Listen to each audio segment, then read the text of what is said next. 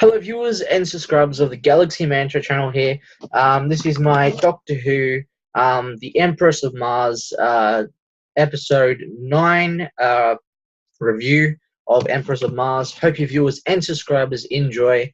I'm going to be giving my opinions and thoughts of what I thought about this episode, the Empress of Mars, and what I enjoyed about this episode, and what got me really intrigued and hooked on this episode. So here we go. The Empress of Mars, man, what can I say? The Empress of Mars was a fantastic story, an Ice Warrior story that Mark Gatiss wrote. And basically, there was an Ice Warrior hive on Mars, which I loved completely. The hive looked really cool when the hive lit up and everything, when you just got to see all the Ice Warriors come to life, basically. I love the cave design. Like the Mars cave design was brilliantly well done. It looked fabulous. And overall, basically, this episode, for me, I really enjoyed, because the Ice Warriors were fantastic back in the old classic day, and they're still fantastic back in this day and age, in Doctor Who era. And I just love the Ice Warriors because this storyline was superb. Because what can I say? This Ice Warrior storyline was superb. I loved how basically August wanted to basically try and get back to his people, trying to use the British kind of army people, the steampunk people, to Queen Victoria's people, to use this beam weapon to crack open where his people are. And he was using Queen Victoria's people to try and get back to his people. So that was really interesting, how he was just using them to try and get back to his own people, and to try and like unlock the key to bringing his people to where they are. So I love that. The Empress looked amazing, truly amazing. She was really brilliant. The actress who played the Empress was really awesome.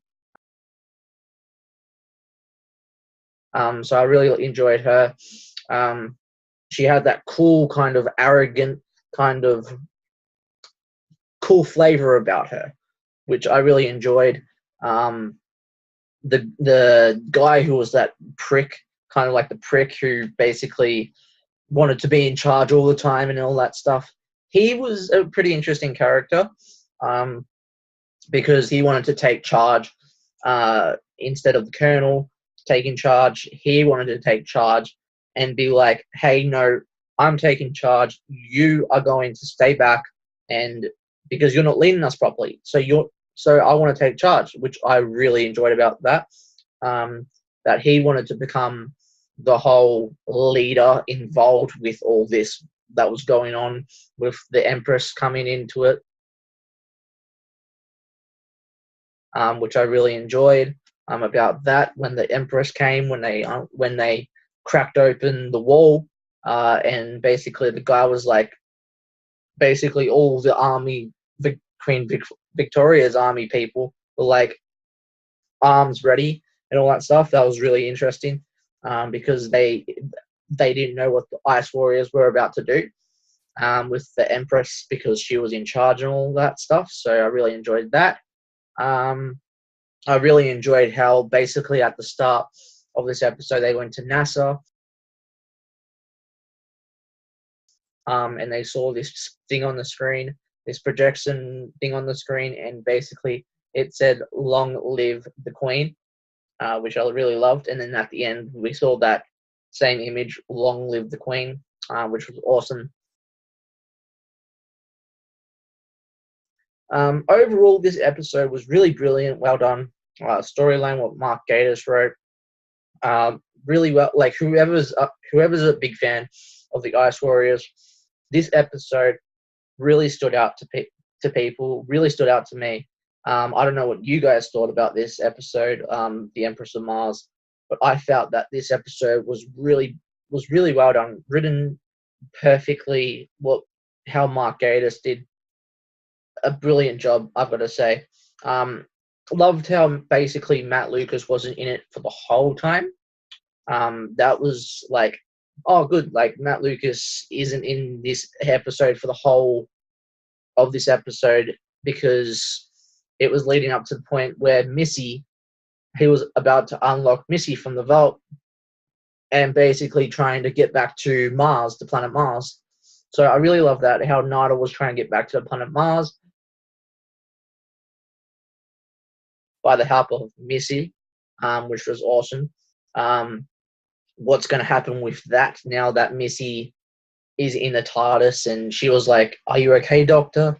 Are you okay?" Asking the Doctor, was he okay?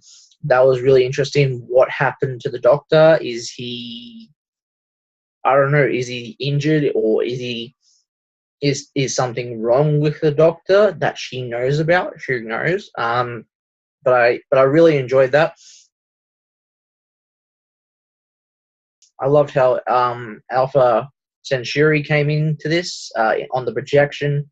That was really cool. I want to play that clip right now when Alpha Centauri comes into the mix, which was really cool. So here's the clip. Are you receiving us? Mars, are you receiving? This is Iraxa, Queen Empress of Mars. Ah, excellent. We have received details of your situation. We would be happy to send a fleet to your aid at once. A physical marker of some sort would be appreciated to guide our ships. To whom am I speaking? This is Alpha Centauri. Welcome to the universe. Overall, love this episode. It was a brilliant, superb episode. I'm going to rate this episode as perfect, solid 8 out of 10. It was a brilliant storyline for an Ice Warrior storyline. The bit that really surprised me was Alpha Centauri. When Alpha Centauri appeared, loved Alpha Centauri in the old classic Paladon story with the Third Doctor. Man, I was really pleased with that. So, and it was the same voice actress who played Alpha Centauri back in old classic. So I was really happy that they got the same voice actress who played Alpha Centauri back in old classic. So I really loved that. That was superb. So I'm rating this episode a perfect solid 8 out of 10. Really solid episode, really great solid episode. Next week's episode is Eaters of Light. Really intrigued to see what's gonna happen in Eaters of Light. Is Missy in it? Who knows? I think I did hear Missy is in this episode, possibly. And then episode 11 and 12, she's in, of course. So overall, really enjoyed this episode, The Empress of Mars. Hope your viewers and subscribers enjoyed this review, and see you guys next time for Eaters of Light on either Sunday or Monday because of work time. I'm trying to figure out work time. And by the way, guys, to let you guys know the announcement, Daniel's Star Trek cast is coming back this Saturday. So stay tuned, guys, for the Daniel Star Trek cast this Saturday. We're going to be doing a Zoom cast for the Daniel Star Trek cast to get Daniel talking about Star Trek again. And also, we'll be doing the Galaxy Man Show DC cast, which is going to be awesome. So we're going to be talking about all the DC shows that are out there now, like Smallville, the Smallville universe we'll be talking about. We'll be talking about the Arrow universe, the Flash universe, Supergirl universe, Legends of Tomorrow universe, and all the wonderful DC shows that were out back in the day. And yeah, basically, so hope you viewers and subscribers enjoyed this review again, The Empress of Mars, and see you guys for Eaters of Light next week, and see you guys on the weekend. Bye for now. The Ninth Legion and the Keeper of the Gate. They disappeared. Except they didn't. Where is my friend, and what destroyed the Roman army? Something here managed to wipe out 5,000 Romans.